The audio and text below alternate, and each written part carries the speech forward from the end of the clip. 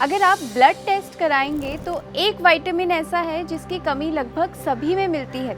ये vitamin D है और इसका एक मुख्य कारण है हमारे भोजन से कैल्शियम जैसे तत्व का कम होना और धूप में ना बैठना।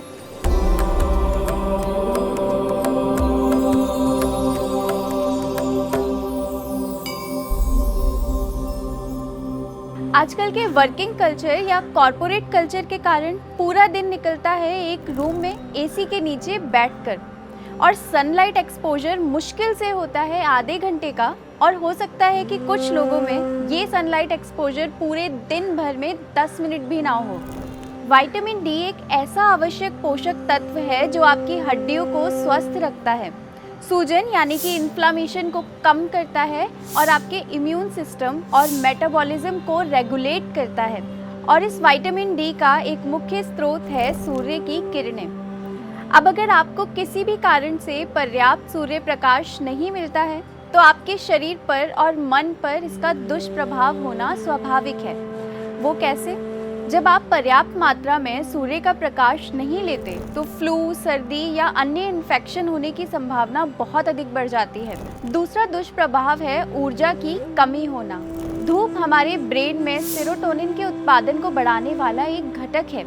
ये हार्मोन मस्तिष्क को शांत रखने में और मूड को बेहतर करने में मदद करता है। सूर्य की रोशनी के बिना सेरोटोनिन का स्तर कम हो सकता है जो पर्याप्त नींद लेने के बाद भी थकान की स्थिति को ट्रिगर करता है। धूप की कमी से होने वाला तीसरा दुष्प्रभाव है सीजनल अफेक्टेड डिसऑर्डर। यदि आप ऐसे वातावरण में रहते हैं जहां ठंड के महीनों में सूरज की रोशनी बहुत कम होती है तो ऊर्जा की इस कमी के कारण एक अलग स्ट्रेस, मस्तिष्क थोड़ा डिप्रेस्ड रहता है। सर्दियों के महीनों में सूरज की रोशनी में कमी आपकी बायोलॉजिकल क्लॉक को प्रभावित करती है जिसे सर्केडियन रिदम कहा जाता है, जो आपके नींद के शेड्यूल को डिस्टर्ब करती है और ब्रेन और मूड को डिप्रेस करती है। इसलिए सर्दियों के मौसम में शारीरिक बल होने के बाद भी कुछ करने का मन नहीं करता। ऐसा बाकी मौसम में भी होता है क्योंकि सूर्य के होते हुए भी हमारा सनलाइट एक्सपोजर बहुत कम होता है। तीसरा बड़ा दुष्प्रभाव है कमज़ोर हड्डियाँ। सूर्य की रोशनी आपके शरीर को विटामिन डी प्रदान करने में महत्वपूर्ण भूमिका निभाती है। पर्याप्त विटामिन डी के बिना आपकी हड्डियां तेजी से कमज़ोर होती हैं। कम विटामिन डी के स्तर से बोन डेंसिटी धीरे धीरे कम होने लगती है, जो संभावित फ्रैक्चर या ऑस्टियोपोरोसिस का कारण बन सकता है। चौथा बड़ा नुकसान कम धूप लेने का है वज़न बढ़ना। जी हाँ, सनलाइट आपके मेटाबॉलिज्म को सही रखने में महत्वपूर्ण भूमिका निभाता है। एक अध्ययन में पाया गया था कि यूवी किरणें नाइट्रिक ऑक्साइड का उत्पादन करती हैं जो आपके मेटाबॉलिज्म को ठीक से काम करने में मदद करता है। सूरज की रोशनी के बिना आपका मेटाबॉलिज्म धीमा हो सकता है जिससे वजन बढ़ने की दिक्कत हो जाती है। अब इस विटामिन डी की पूर्ति के लिए आपको 2 काम करने हैं।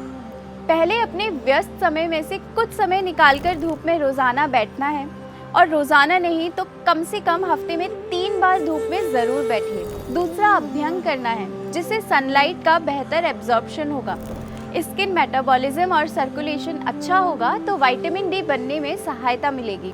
दूसरा, कैल्शियम सप्लीमेंट अपनी चिकित्सक की सलाह अनुसार लीजिए या प्राकृतिक तरीके से कैल्शियम लीजिए। इसमें सबसे अच्छा है रोज़ाना दूध का सेवन करना। बस दूध शुद्ध होना चाहिए। इसमें सौंठ या इलायची का पाउडर मिलाकर सेवन करें जिससे इसका पाचन अच्छे से हो। श्रीखंड, दही और खसखस यानी पॉपी सीड्स भी कैल्शियम का अच्छा स्रोत है। दही या छाछ का सेवन आप रोज़ाना करिए और 1/4 चम्मच खसखस रोज़ाना दूध में मिलाकर ले सकते हैं। इसके अलावा तिल के बीज, चिया सीड्स, पालक, अंजीर और आलमंड्स आप अपने भोजन में शामिल कीजिए। ये वीडियो सभी के साथ साझा करें। स्वस्थ रहें, प्रसन्न रहें।